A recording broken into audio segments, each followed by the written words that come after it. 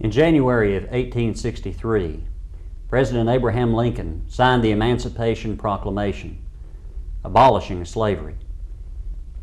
And after the conclusion of the Civil War, it was written into law that no person that would be born into the United States of America would ever be born into bondage.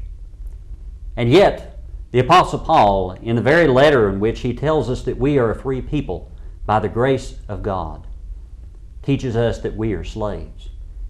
Welcome to your daily 180 Bible study. I want to encourage you to turn with me to Romans chapter 6, as right here in the heart of this beautiful letter, the Apostle Paul shows us that although we have been made free from the bondage to sin, we have become slaves to another. In verse number 15, he says, "What then? Shall we sin because we are not under law, but under grace? Certainly not. Do you not know that to whom you present yourselves slaves to obey, you are that one slaves whom you obey, whether of sin leading to death, or of obedience leading to righteousness? But God be thanked that though you were slaves of sin, yet you obeyed from the heart that form of doctrine to which you were delivered.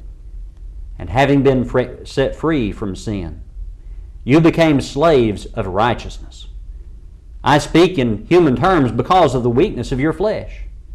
For just as you presented your members as slaves of uncleanness and of lawlessness, leading to more lawlessness, so now present your members as slaves of righteousness for holiness." Paul tells us that at one time we were the slaves of sin. And as such, we could expect to reap the wages that sin pays. But now we are no longer slaves to sin. And we no longer have the expectation of death that sin always brings with it. But we have become slaves to another. We have accepted and we have been handed over to a new master. We are now slaves of righteousness. We are, as Paul would say at the beginning of this letter and so many of his writings, slaves of God. In this country, we don't like the idea of being enslaved, of having to render the will of anyone else besides ourselves, but the fact is, we are going to serve a master. We cannot choose two, but we must choose one. Which master will you choose to obey?